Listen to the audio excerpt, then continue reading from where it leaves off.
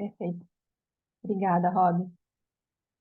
Então, pessoal, boa tarde a todas, todos, todos, né? Boas-vindas a esse papo da Rede Narrativas. Para quem ainda não conhece, Pois a não. Narrativas é uma rede de profissionais de comunicação de causas, a partir da construção de conhecimento e de espaços de debate, né, como esse. A gente busca evidenciar a importância da comunicação para a transformação social, fortalecendo profissionais de comunicação e também fortalecendo o papel da comunicação nas organizações sociais.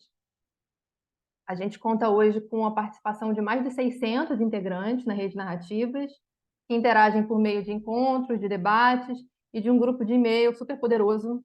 E quem ainda não participa, a gente também convida a participar. Já já a gente vai botar o link aqui no chat, né? Mas é só encontrar o formulário em narrativas.org.br/faça parte. O meu nome é Renata Saavedra.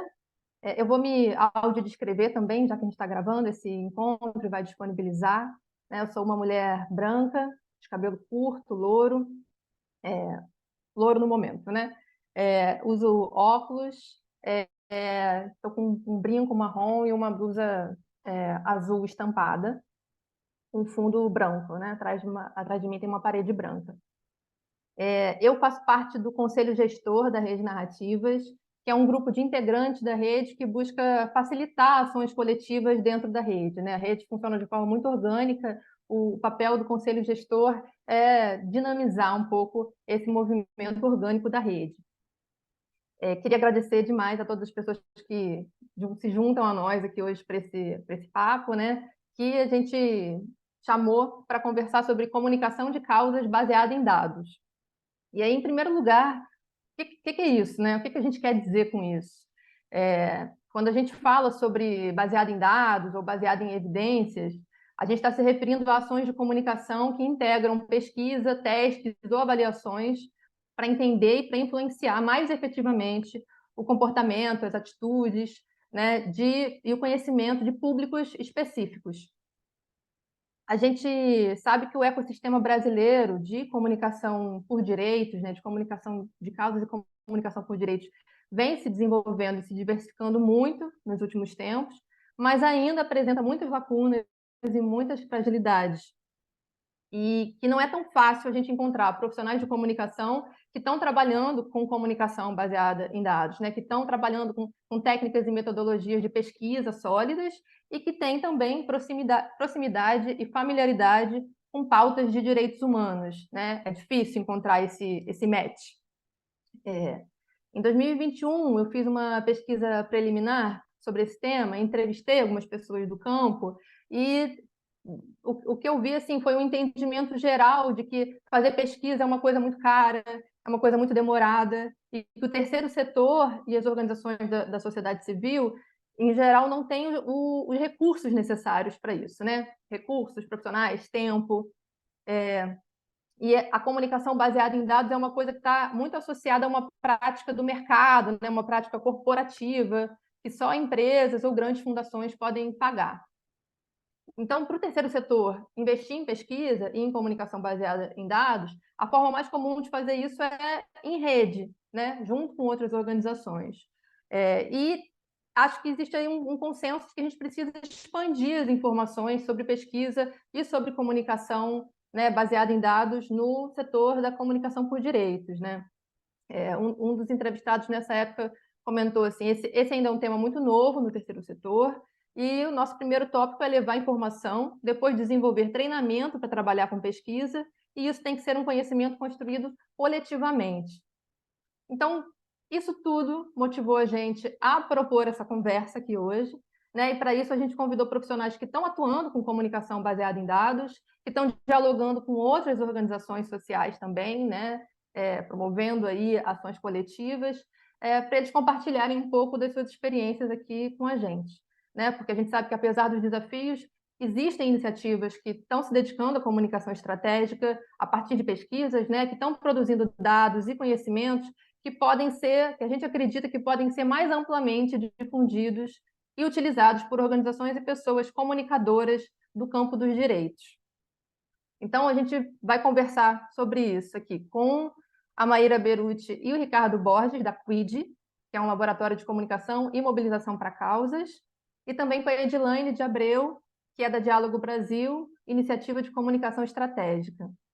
Então, queria agradecer demais a Maíra, Edilaine e Ricardo, né, por toparem compartilhar, né, seus trabalhos e sua experiência aqui com a gente hoje. Como vai funcionar aqui o nosso encontro? A gente, né, Maíra e Ricardo vão fazer uma fala de 15 minutos, Edilane também vai fazer uma fala de 15 minutos, e depois a gente vai ter um tempinho, né, para fazer perguntas e comentários. Como a gente está com a sala cheia, queria pedir para todo mundo cuidar de manter os microfones desligados, né? Convidar todo mundo a abrir suas câmeras, se quiser, porque é sempre bom, né, a gente falar olhando para as pessoas. E a gente vai ter esse momento de perguntas no final, mas também, se ao longo do caminho vocês quiserem colocando comentários e perguntas no chat, também fiquem à vontade. Então, a gente acabou não combinando quem começava, né? Maíra ou Edilaine tem preferência aí? Alguém gostaria de começar?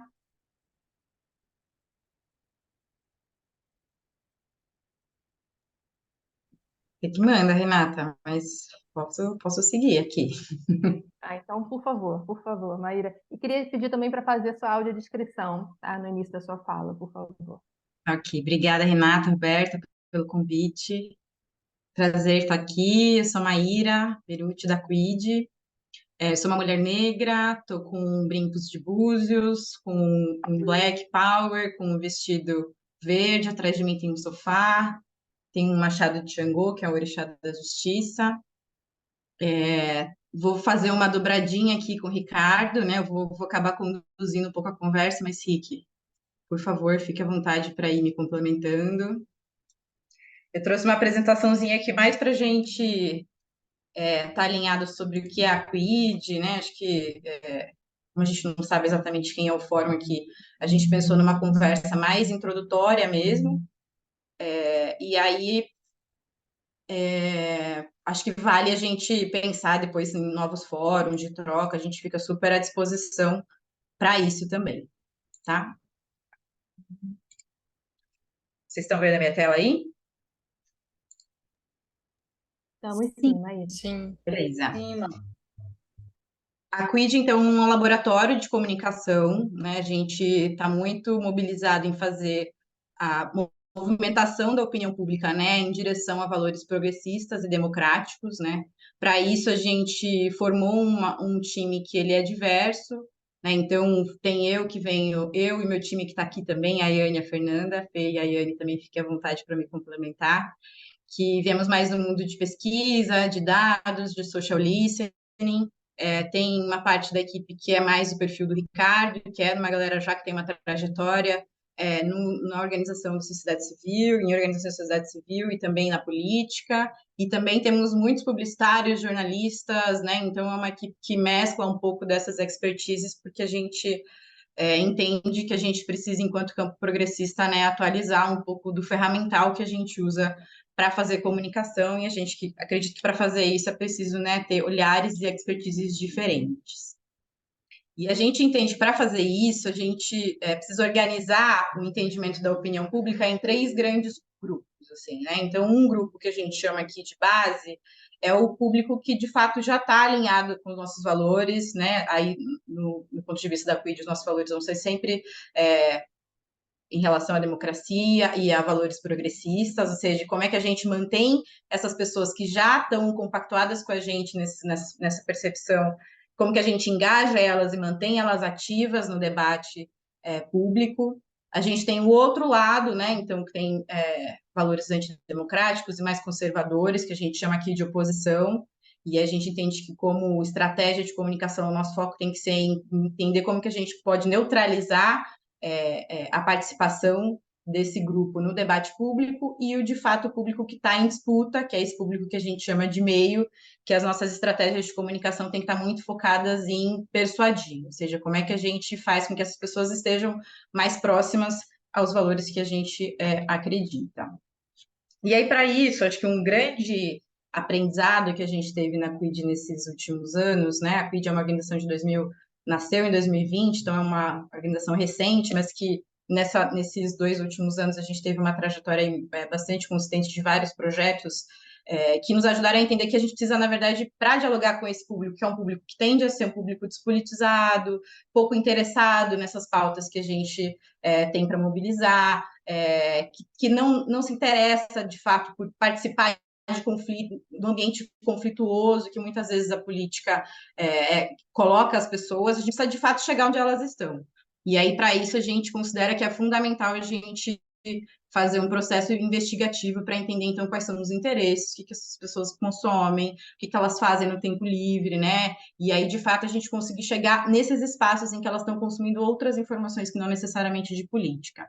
Né? Então, nosso grande desafio aí para persuadir o meio é como que a gente fala de política sem necessariamente falar de política, tá? Então, pegando carona aí nessas temáticas transversais. E um outro grande aprendizado que a gente teve é que a gente, enquanto campo, é muito focado em pensar em construir grandes narrativas, produzir grandes vídeos, né? E que a gente entende que o que a gente tem como desafio é que a gente consiga distribuir esse conteúdo. Ou seja, esse conteúdo não basta ele ter a narrativa perfeita, mas essa narrativa precisa chegar nas pessoas, né? E esse é um dos grandes desafios que a gente tem mapeado aqui na Quid, né? E para isso a gente entende que a gente precisa não só fazer essas grandes campanhas, a gente entende que elas têm um valor, né? Principalmente quando a gente está falando de algumas janelas de oportunidade, mas que a gente precisa estar o tempo todo comunicando. Né, que é isso que a gente chama de always on, ou seja, a gente precisa ter um complemento tanto dessas grandes estratégias quanto de construir uma narrativa que ela é diária e é cotidiana. Né? Então, a gente está muito mais falando de frequência e de volume e de distribuir centralizar essa distribuição. E é isso, né? Então, produzir esse cenário que a gente vê aqui, dessa rede em que eu sou um nozinho desse meio e a gente percebe que eu estou sendo impactado por aquele conteúdo em diferentes fontes, com diferentes linguagens, com diferentes abordagens, e é isso que, de fato, consegue mobilizar a opinião pública, principalmente quando a gente está falando desse público do meio do caminho. E aí, na Quid, a gente chama isso de colocar o brócolis no arroz. Então, na Quid tem vários pais e mães aqui, e aí a gente sabe o desafio que é fazer as crianças comerem brócolis, né? E aí, e ela come o arroz, e você vai lá e pica o brócolis bem picadinho e coloca junto com o arroz, e aí ela vai consumindo brócolis ali um pouco sem perceber e sem rejeitar o brócolis nesse contexto, né? Então, a gente entende que o arroz é esse conteúdo que a audiência já está consumindo, né? E que a gente precisa fisgar a atenção dela, construir confiança a partir desse arroz bem temperadinho, né? A partir de temas que não são políticos, e a partir disso a gente vai tentando introduzir narrativas mais politizadas, fazendo uma disputa cultural também. A gente entende que para fazer uma disputa política a gente precisa também conseguir competir no âmbito cultural, e quanto mais parecido esse brócolis com arroz, melhor, ou seja, mais palatável é a digestão desse conteúdo que a gente quer e dessa ideia que a gente quer passar.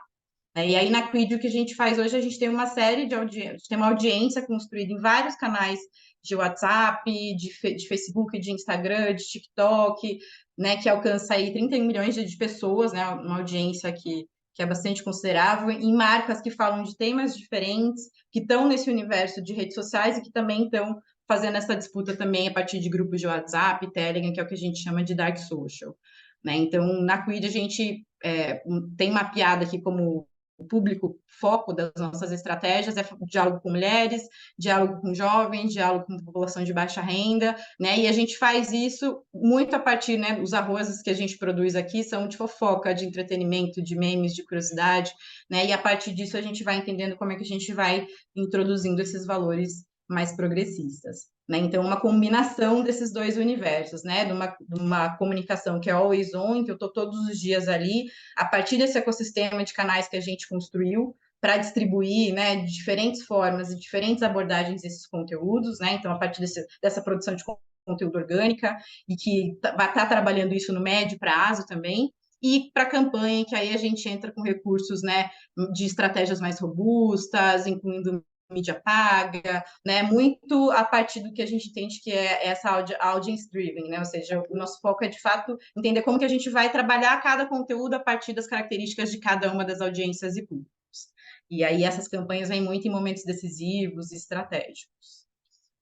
Aí eu trouxe aqui como referência, né, uma campanha que a gente fez no ano passado, foi uma campanha de mobilização para a juventude tirar o título de eleitor, e que a gente chamou aqui de Olha o Barulhinho, né? Então, foi uma campanha que a gente percorreu um processo muito interessante de coleta e análise de dados para a gente conseguir fazer isso. Então, a inteligência, ela percorreu todas as etapas da campanha, né? Então, desde o momento em que a gente mapeou os dados do TSE para a gente conseguir identificar, então, qual que era o perfil demográfico das pessoas que estavam se abstendo, né, olhando para esse histórico de abstenção no Brasil e cruzando isso com informações sobre intenção de voto, né, de fontes como o Datafolha, que divulgam, inclusive, essas bases de dados são acessíveis para a gente.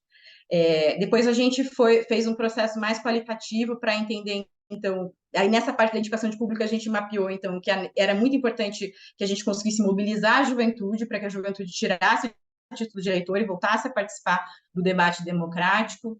E a gente parte, então, para uma segunda etapa, que é uma etapa mais qualitativa, de grupos de discussão e uma escuta social também a partir de social listening, ou seja, tentando entender o que fazia os jovens estarem distantes desse processo, quais eram as motivações e desmotivações por trás dessa falta de mobilização.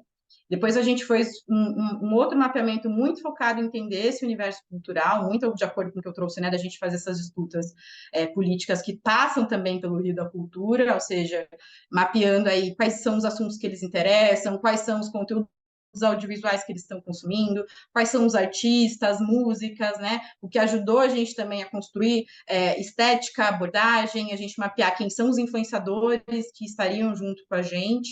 Depois a gente tem um processo todo de monitoramento da performance desses conteúdos. A gente fez uma ativação aí com mais de 100 influenciadores de nano, micro, e aí, inclusive, chegando a engajamento de perfis muito grandes de forma orgânica. E aí depois a gente volta, né, para essa etapa para entender e ouvir, então, como é que foi esse desenrolar da nossa estratégia. Ou seja, a gente na Quid entende que a inteligência é o que dá base para a gente construir uma estratégia de comunicação e ela também encerra os projetos, ou seja, começa por inteligência e termina por inteligência também, para a gente conseguir acompanhar tudo isso. E aí o que a gente conseguiu foi ver uma reversão aí de uma curva histórica, né? Então, a gente estava em 2022, aí em janeiro, com 730 mil jovens que tinham tirado o título, né? Nessa faixa aí de 16 e 17 anos, que é esse período facultativo. E aí, depois da campanha, a gente teve uma inversão nessa curva histórica, né? Passando aí para 37%. E aí a gente teve, né, esse número que a gente considera até um pouco cabalístico, né, muito próximo do número da diferença, né, de votos, né, entre Lula e Bolsonaro, ou seja, a gente percebendo quanto que essa mobilização teve um impacto também nesse cenário. E aí um outro produto que a gente traz aqui, que é um guia narrativa, e o Rick também pode me ajudar a complementar, que é um produto do programa dele, que é um processo que a gente constrói muito de forma coletiva. O processo da coalizão de jovens também foi de forma coletiva, a gente chamou as organizações desde o início para estarem com a gente, desenvolvendo as estruturas de pesquisa, pensando nos guides, no que a gente gostaria de testar, e aqui no Como Falar Sobre também é isso. Então, a gente mapeia temas que a gente entende que são quentes na sociedade, e a partir desse mapeamento a gente desenvolve um processo de investigação para a gente traduzir isso em guias narrativos que vão ser compartilhados com as organizações que estão lidando com essas pautas no dia a dia. Aí tem um site aqui que vocês podem acessar, a gente fez esses dois últimos aqui, como falar sobre conselhos tutelares e como falar sobre regulação de redes sociais, né? E o processo disso, então a gente começa, então, primeiro com uma reunião com as organizações que estão em voltas e trabalhando com esses temas, e a gente começa a desenvolver o processo de pesquisa a partir dos inputs que eles trazem, das dificuldades que eles estão tendo no processo de pesquisa. Né? Então, uma investigação bastante qualitativa, né? Que ela começa com o social listening, né? Que é onde a gente faz o primeiro mergulho para entender o que se fala sobre esse tema. A gente tem muito as métricas muito mais como guias de investigação do que, de fato, como resultado do processo de pesquisa, né? E o nosso foco aqui é muito a gente conseguir fazer esse primeiro mapeamento de quais são as principais narrativas sobre esse tema e quais são as contranarrativas sobre essas pautas também. E aí, com isso mapeado, a gente seleciona, inclusive, estímulos baseados em conteúdos que a gente acredita que são bons conteúdos para trabalhar com essas narrativas mais democráticas e progressistas, e a gente leva isso para a discussão de grupos qualitativos, né, que a gente faz um mapeamento mais imagético sobre esse tema, ou seja, o que as pessoas pensam, quais são as primeiras associações que vêm na cabeça delas, quais são os interesses e motivações por trás dessa temática, e faz, de fato, esse teste de narrativa que deriva nesse guia narrativo. E aí, eu acho que já vale deixar aqui um convite para o próximo ano a gente tá se estruturando para a gente ter, né, esses produtos de forma mensal, e também conseguir contar muito com as organizações, né, ajudando a gente a identificar temáticas que sejam relevantes, a trazer essas problemáticas que existem no momento de construção das campanhas, para que a gente faça isso também num processo bastante colaborativo e coletivo. Acho que é isso, Rick. Não sei se você tem alguma coisa para complementar. Fiz bem rapidinho, mas acho que mais importante é a gente ter mais tempo para trocar. E uma coisa que eu falei bastante para a Roberta e para a Renata, que a gente tem super disposição assim, em estar em outros fóruns, fazer fóruns mais específicos sobre metodologia, né, e ir mais a fundo nisso. Não, boa, Mar. Você falou tudo. Vamos ouvir também, enfim, a próxima fala, né, do Vilani, e depois vamos para a conversa.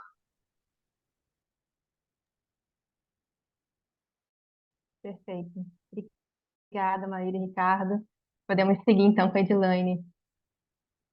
Obrigada, Renata, e obrigada, Maíra, pela apresentação. Acho que vai ser bom, porque uma coisa complementa a outra. Meu nome é Edilane de Abreu, vocês podem me chamar de Edi, eu sou diretora da Diálogo Brasil. Eu sou uma mulher branca, cabelo longo, escuro, preso em rabo de cavalo, sem brinco, sem colar, uma blusa vermelha, e meu fundo de tela está embaçado. Antes de começar, eu também trouxe alguns poucos slides, mas antes de começar, vou falar um pouquinho sobre a Diálogo Brasil para vocês, de maneira muito reduzida. A Diálogo Brasil é uma iniciativa de comunicação estratégica que tem como objetivo apoiar organizações da sociedade civil para que elas possam aprimorar a sua área de comunicação estratégica e suas atividades, estratégias e táticas de comunicação.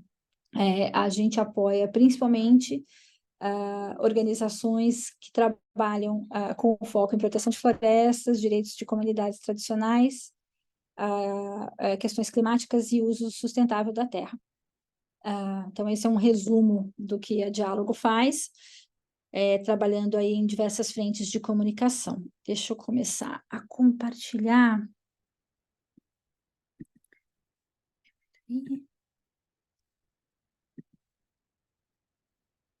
Por favor, alguém me fala se vocês estão vendo a tela.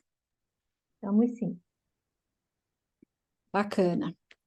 Obrigada, Renata. Quero começar agradecendo. Vocês estão ouvindo o sino? Eu moro do lado de uma igreja, desculpa se vocês estiverem ouvindo o sino, vocês começaram a tocar agora. A sua tela entrou, mas agora está um loading com fundo preto. Ué, para mim Está todo mundo vendo assim? normal. Está todo mundo vendo assim, com loading? Para mim tá assim também. Sim. Espera aí, vou parar. Vou parar e apresentar de novo.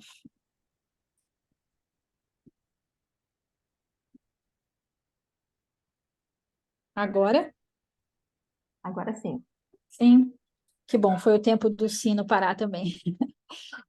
Eu quero começar agradecendo o convite da Rede Narrativas, porque eu acho que oportunidade para falar sobre esse assunto é raro ainda, e eu acho que a gente precisa ter cada vez mais oportunidade, porque, como a Renata falou no começo, ainda é um assunto muito em fase de primeiros passos para o nosso setor, e quanto mais a gente trocar e falar sobre ele, melhor, para que a gente realmente consiga fazer uma comunicação mais eficaz, baseada em dados, que faz muita diferença em termos de impacto no final. E obrigada pela presença de todos vocês.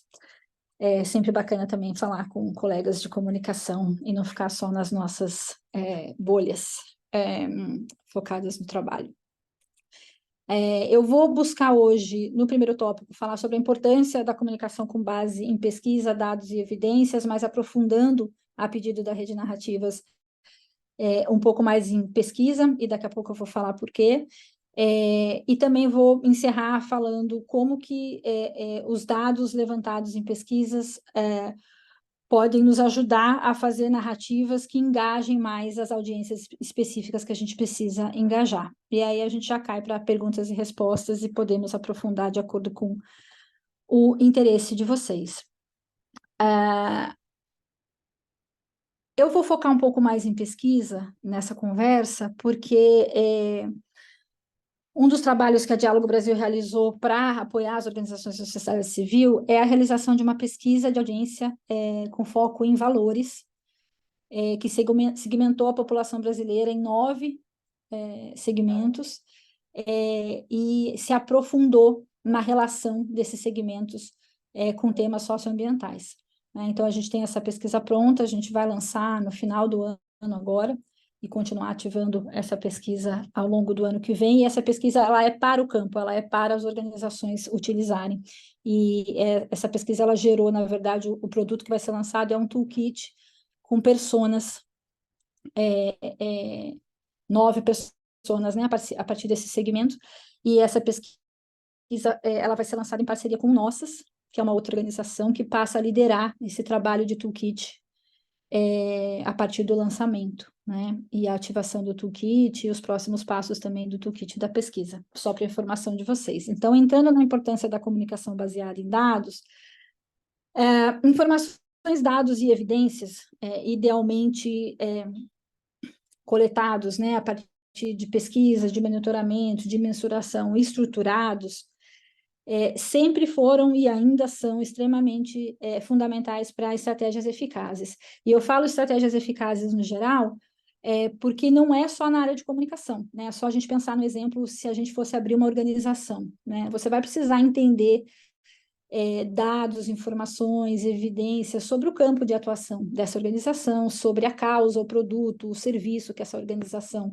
pretende emplacar, para que você possa fazer a gestão dessa organização e aprimorar e desenvolvê-la, né? Então, de maneira geral, não se consegue gerenciar ou aprimorar aquilo que a gente não conhece. Existem 2 frentes de trabalho que nos ajudam a trazer dados para o trabalho de comunicação. Uma delas é a área de pesquisa. Em comunicação, como todos vocês aqui sabem, a gente faz comunicação porque existe alguém com quem a gente dialoga, né, e conversa. A comunicação ela existe para alguém, e geralmente esse alguém é uma parte interessada na nossa causa. Se não interessada, alguém que a gente gostaria que se interessasse pela nossa causa e atuasse em favor dessa causa. E por isso é muito importante a gente conhecer esse alguém, para a gente conseguir gerir a comunicação feita para esse alguém e aprimorar a comunicação feita com esse alguém. Quem é esse alguém em comunicação? As audiências, né? E a partir do momento que você conhece melhor as audiências, você consegue escolher, por exemplo, melhor os canais que vão fazer a informação chegar até essa audiência, as mensagens mais certas para realmente conseguir inspirar, tocar e engajar essas audiências, e também antecipar oportunidades e desafios para planejar a sua comunicação estratégica na direção dessa audiência específica. Eu até quis colocar um mapinha ilustrando o slide, porque eu acho que os dados eles funcionam quase como um mapa de uma trilha até as audiências, né? É assim que a gente costuma ver internamente.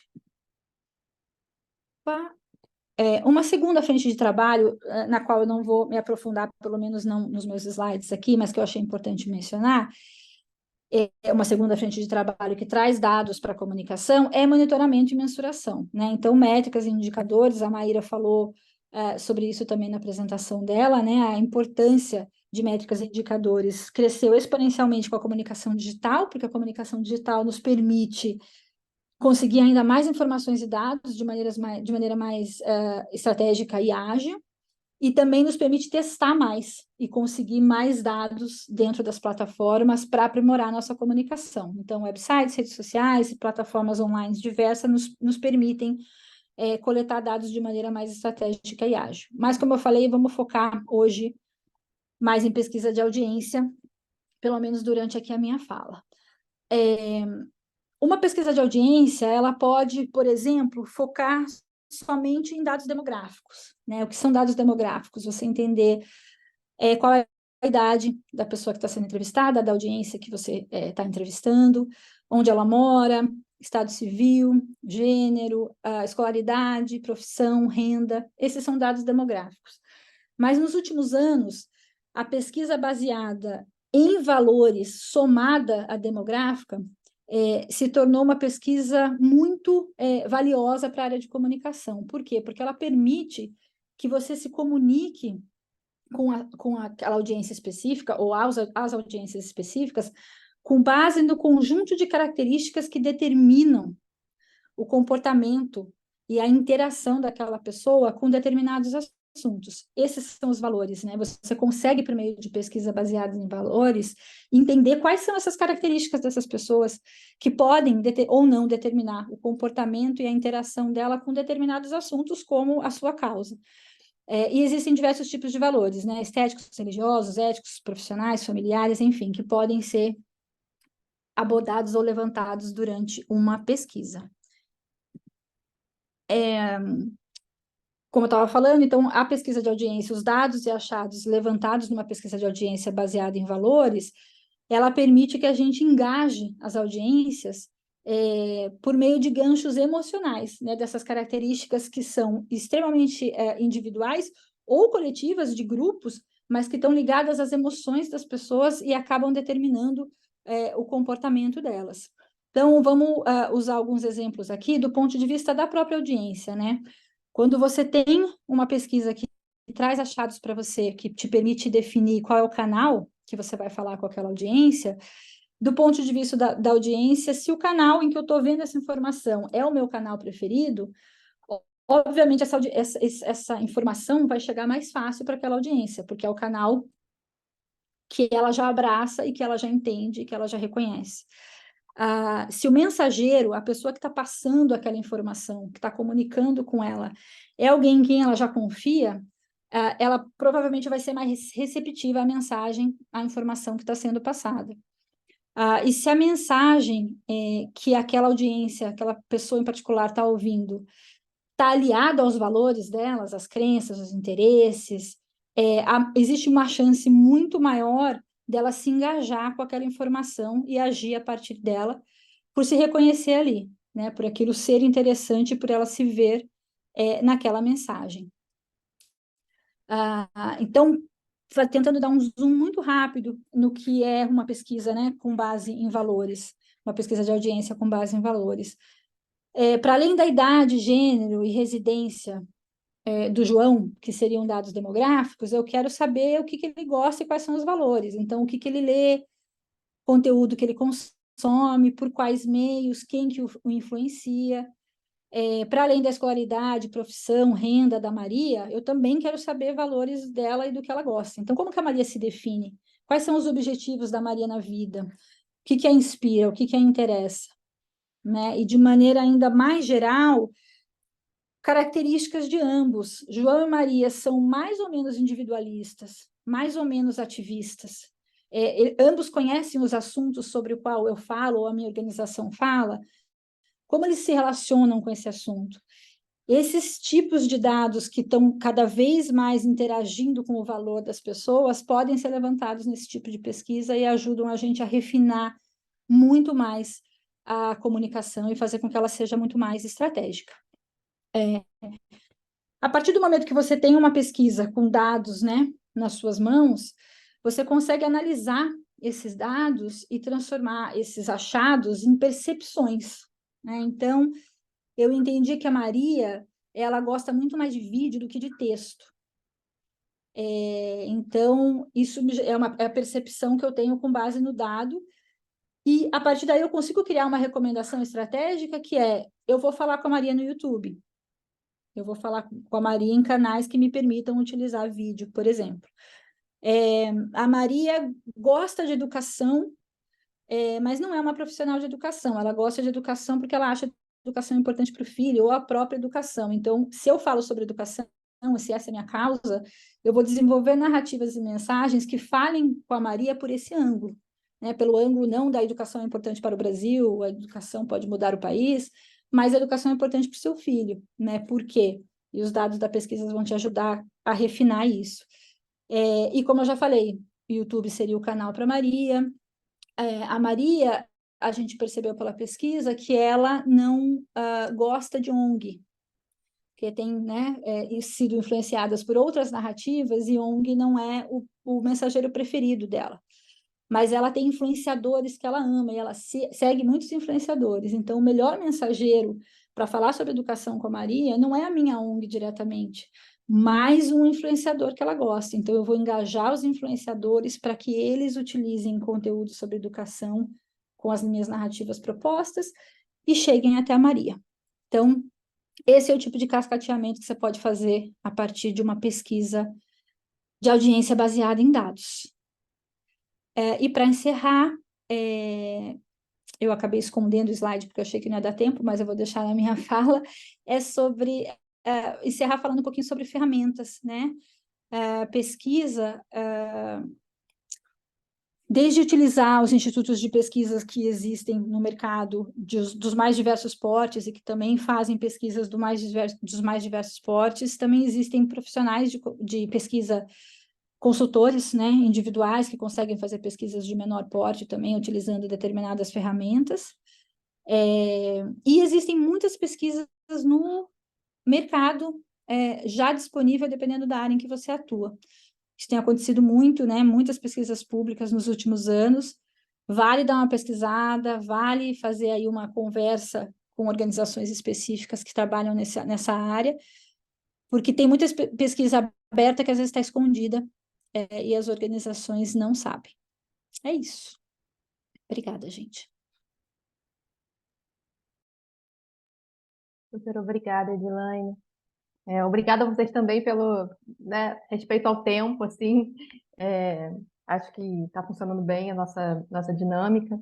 E é muito bom ouvir vocês, porque eu acho que mostra que o que motivou, né, a gente a fazer esse encontro faz sentido, né? Que foi justamente pensar que existem materiais já disponíveis, né, que ainda são pouco acessados pelos comunicadores das organizações, né, sociais, assim. É muito legal saber dessa pesquisa que a Diálogo Brasil está produzindo, né, sobre valores, que vai informar o campo, né, que vai ser disponibilizada como um toolkit, né, para outras organizações utilizarem. Também acho que é muito legal as pessoas conhecerem como falar sobre, né, que também está ali disponibilizando conteúdo para apoiar a criação de mensagens, né, por organizações diversas. E acho que cada vez mais a gente tem que pensar em como produzir pesquisa e como usar esses dados de forma mais coletiva, né? E compartilhar isso também que a Ed falou, de entender quais são as pesquisas que já existem, que não estão aí aparecendo, e a gente trocar mais isso, né? Trocar mais isso para embasar melhor as nossas estratégias de comunicação. Eu queria abrir para perguntas, né, para a gente aproveitar aí esses minutinhos até as 6. Perguntas, comentários, angústias. Boa tarde, aqui é Mônica. Eu estava ouvindo a primeira apresentação e fiquei curiosa porque foi dito, ao descrever, acho que uma das campanhas, que existiam 82 marcas e que também foram construídos canais para a execução dessa campanha. Eu fiquei na dúvida sobre o que quer dizer marcas nesse contexto. E também nesse contexto, o que quer dizer a construção de canais? A gente vai respondendo, como é que vocês preferem? Será que a gente faz um grupinho de 3? O Márcio também já está com a mão erguida. Vamos fazer um grupinho? Márcio e Guilherme. Ok, muito bem. Muito simples, objetiva, clara as falas. Eu queria apenas perguntar para a Maíra, quando ela coloca a persuasão, o persuadir, né?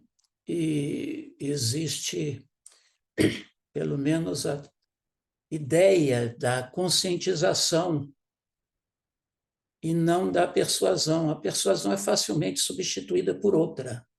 Quer dizer, você tem que ser alimentada o tempo inteiro por mensagens na sequência, muito mais uma linguagem publicitária, a linguagem da persuasão, enquanto a conscientização, embora um pouco mais trabalhosa, demorada, no largo prazo, né, um tempo maior, ela tem uma permanência muito maior. Então, uma questão é essa. A segunda, também na mesma linha, quando ela coloca, e eu entendo perfeitamente, as oposições precisam ser neutralizadas, mas a minha experiência de muito tempo trabalhando com comunicação de causa me leva a uma conclusão que quando a gente consegue conquistar a opinião que antes era contrária, a gente vai ter um aliado muito, muito útil à nossa causa. Então, com muito mais fidelidade. E então, a respeito disso, se vocês têm experiências em relação a essa questão, conscientizar ao invés de persuadir e conquistar ao invés de neutralizar.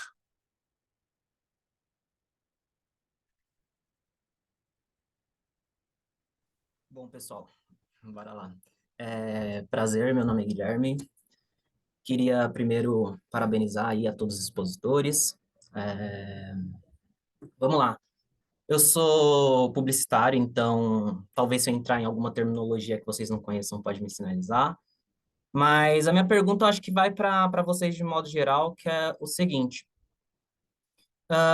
Eu vivo o mercado e eu observo que o mercado consegue absorver um monte de conhecimento que é nosso e disponibilizar como se fosse deles simplesmente por utilizar uma linguagem mais simplificada, vamos por assim dizer, né? Então, o mercado consegue dizer que diversidade é deles, sabe? Eles conseguem entrar no mercado, eles conseguem entrar, por exemplo, Como eu posso explicar? Meu Deus do céu. Eles conseguem entrar nos temas, né? De maneira que as causas não entram, né? De maneira que as organizações não entram, os coletivos não entram, né? Então, a gente vê, por exemplo, sei lá, o dia da consciência negra se tornar mercadoria, né? A mesma coisa para a parada LGBTQ, ia mais, né? Ia menos mais, desculpa. A minha dúvida é, como vocês enxergam esse ponto, né? Então, como atuar nesse sentido, né? Onde, de fato, o mercado se apropria de pautas em que ele não deveria estar, saca? Onde, de fato, é ele que causa o problema. Obrigada, Guilherme, Márcio e Mônica. Sugiro, então, a gente responder essas e depois faz uma nova rodada, começando pela Nara.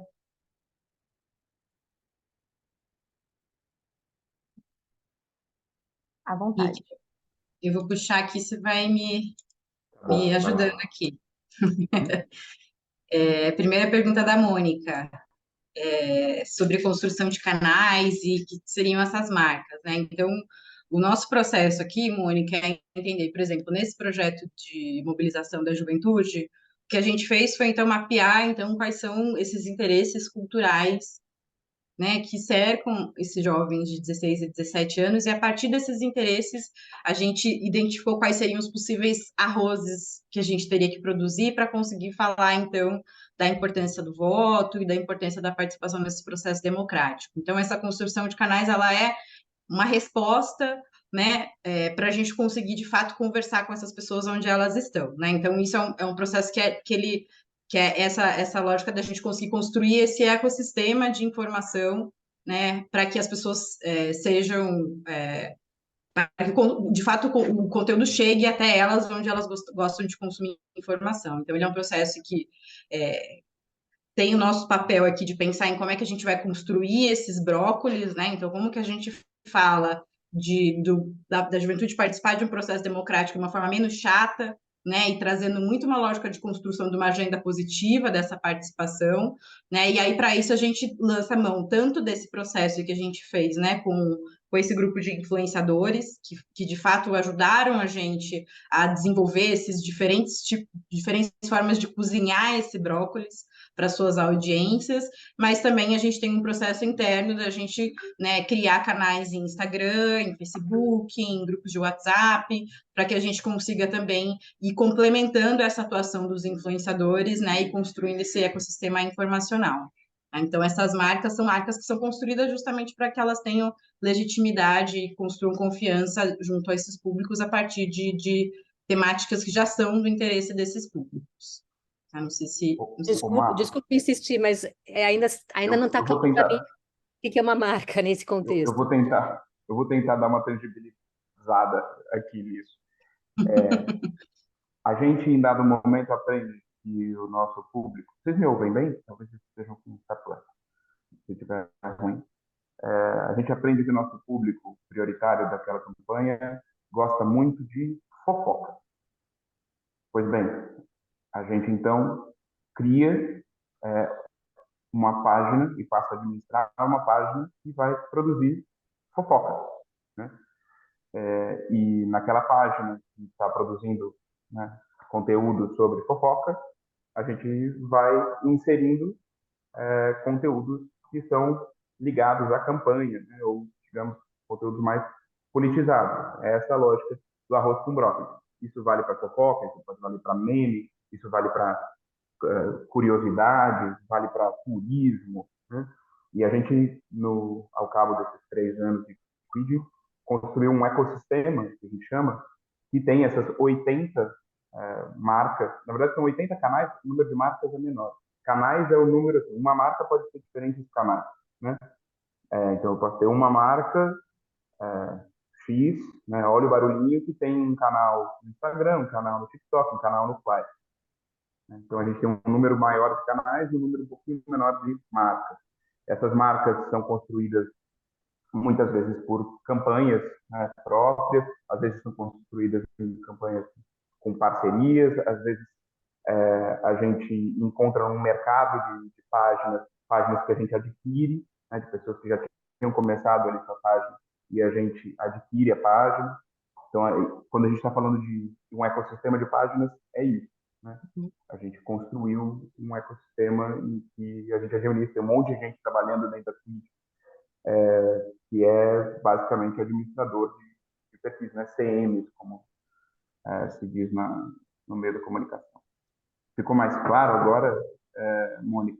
Ficou, obrigada. É isso. Então. Obrigada. A gente fica com umas linguagens meio própria aqui da Quid. Não, total. A gente vai para isso.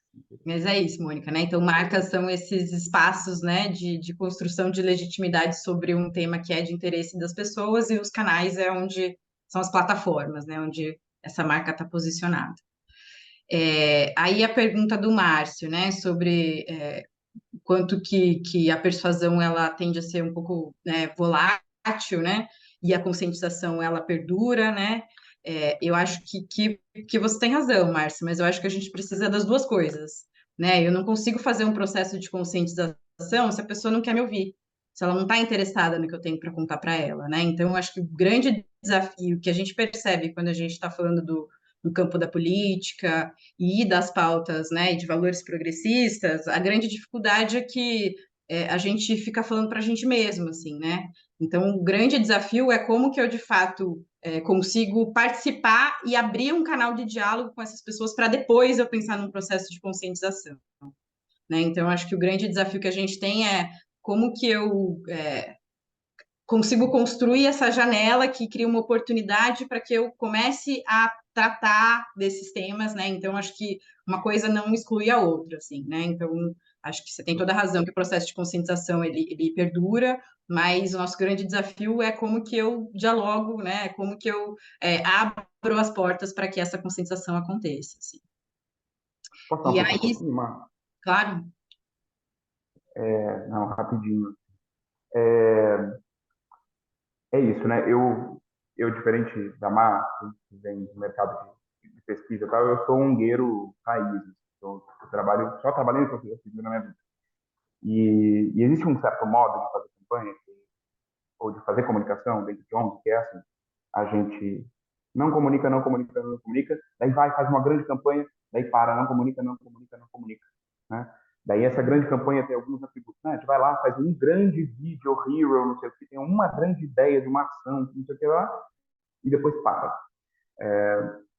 E acho que uma das primeiras coisas que a gente aprendeu na Quid, né, a gente criou a Quid nesse espírito de laboratório, é que a gente precisa falar o tempo inteiro para as pessoas, né? A gente precisa falar, estar no dia a dia dela e criar canais para falar com elas. Então, assim, a gente saiu de uma chave que é, putz, vamos pensar exatamente naquele conteúdo, naquela mensagem que ela precisa ser perfeita, e vamos para uma chave que é, a gente precisa ter meios de distribuição, de conseguir chegar nas pessoas todos os dias, várias vezes por dia, e que, no fundo, né, esse processo que a gente chama de persuasão, para mim, super poderia ser substituído por conscientização, né? Até mais, porque a gente não está falando de chegar com uma vez com uma grande mensagem, a gente está falando de falar com aquele, de inserir aquela agenda, né, essas causas no dia a dia das pessoas, nos canais, nos lugares em que elas consomem informação. E aí, já passando para o segundo ponto, sobre neutralizar a oposição, essa é uma lógica bem de campanha política, né? Essa separação de públicos em três partes, em que você tem a sua base que está contigo, quem não está com você, quem está contra você, e uma galera no meio, que é a grande maioria que você precisa convencer. É claro que o ideal é que a pessoa que está na oposição venha migrando, né? Ela passe por um momento, ela começa a duvidar das coisas que ela acredita, depois ela vai para um momento que ela está aqui no meio para ser persuadida e chegue, né? O que a gente não acredita é que esse pulo aconteça. Eu acho que primeiro a pessoa se desarma um pouco, começa a ter dúvidas, né, sobre o engajamento cívico-político dela, ou, né, aqui pensando aqui numa chave de que a oposição, na maior parte dos casos, é uma oposição ou reacionária, ou conservadora, ou francamente fascista, se quisermos, né? E que primeiro ela se desarma, começa a colocar em dúvida certas questões, passa para um lugar do meio e depois pode sim ser mobilizada, né, vir para o nosso lado. O que a gente não tem na nossa experiência é um momento em que uma pessoa que é radicalmente contrária a direitos humanos, de repente recebeu uma meia dúzia de conteúdos e ela se convence e pula para o outro lado. Eu acho que esse processo é um processo longo e percorre uma jornada. Vou passar a bola agora para a Maíra. Não, acho que é exatamente isso, Rick, né? A gente, e inclusive, entendemos que tem algumas pessoas que a gente não. Essa jornada ela não é possível de ser percorrida, né? Então, acho que a ideia dessa é a gente enxergar, então, onde as pessoas estão e o desafio que a gente tem para que elas se aproximem mais da gente, assim. Aí, sobre a pergunta do Guilherme, né, sobre a apropriação de algumas pautas pelo mercado, eu acho que isso faz parte, né, da dinâmica de como a nossa sociedade está organizada, assim, das forças que operam, né, a partir disso. E entendo que, inclusive, existe um papel, né, desse processo das marcas se apropriarem de algumas pautas no sentido de popularizar esses temas, né?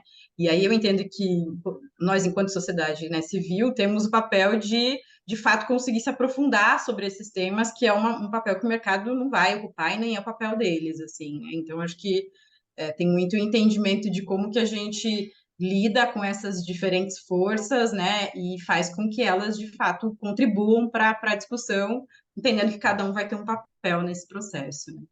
Acho que não dá para a gente esperar que o mercado seja o responsável, de fato, por, né, resolver algumas problemáticas sociais, né? Então, acho que é um pouco isso, assim, que eu penso. Pessoal, a gente está chegando ao fim, né, do horário que a gente combinou, e a ideia é a gente honrar mesmo esse combinado. Então, queria primeiro pedir desculpas para as pessoas que têm perguntas, né, Nara, Vânia, Roberta, Aline, que botou aqui no chat. A gente não vai ter tempo, né, de nos debruçar sobre elas agora, mas a ideia é que exatamente, a Carol já está botando aqui, o encontro 2. A ideia aqui era a gente abrir uma conversa, entender também qual é o interesse da rede em seguir esse debate, né? Então, a gente pede para vocês enviarem suas perguntas por e-mail, né, que a gente se compromete a compartilhar com os nossos convidados, e enquanto Rede Narrativas, a gente também se compromete a seguir esse debate, promover novos encontros e abrir um espaço maior, né, para a gente seguir conversando sobre isso. Então, eu queria pedir para Edilaine fazer um comentário final, né, se ainda não respondeu as perguntas, para a gente encerrar e seguir essa conversa num próximo encontro. Obrigada, Renata. Acho que meu comentário final seria, de certa maneira, um complemento à resposta da Maíra para o Guilherme, que é buscar, na medida do possível, retomar a narrativa para si. Eu acho que essa é uma das formas, né? Se existem determinadas narrativas que não pertencem ao mercado, né, que surgiram em outras atores sociais, que esses atores sociais, na medida do possível, eu sei que recurso não é fácil, e para atuar na mesma intensidade, né, mas buscar trazer a narrativa para si de volta, explicando e entendendo que, como a Maíra falou, o mercado também vai acabar, de certa maneira, sendo uma ferramenta que ajuda a reverberar essa narrativa, é uma das formas. E agradecer a todos Tem um vocês. ponto que eu acho que é interessante da gente pensar quando a gente fala desse ponto da apropriação, que talvez só deixar o mercado tomar conta não seja a melhor ideia, porque a gente vai ver coisas como consumo consciente, sendo que, putz, ecologia não está na esfera do consumo, está na produção e distribuição, então também acho que também vale a pena pensar também pelo prisma de como neutralizar também o grande mercado, saca? Então, talvez esteja ali no neutralizar. Porque dificilmente ele vai ser a pauta com a carga progressista, vai ser uma visão mais liberal, eu tendo a acreditar que vai ser outra visão, sabe? Obrigada, Guilherme. Gente, super obrigada pela participação de todo mundo. Como eu falei, a gente vai seguir esse debate e chama vocês para uma nova conversa, tá? Porque temos muito para conversar ainda, né? Então, obrigada pela participação de todos. Eu quero reforçar aqui o convite para vocês fazerem parte da Rede Narrativas, né? Eu vou botar aqui o link para quem ainda não está no nosso grupo. E agradecer mais uma vez a participação. Obrigada e boa noite. Manda a pergunta por e-mail, sim, Aline. Aline e todos que não tiveram suas perguntas respondidas. Obrigada, gente.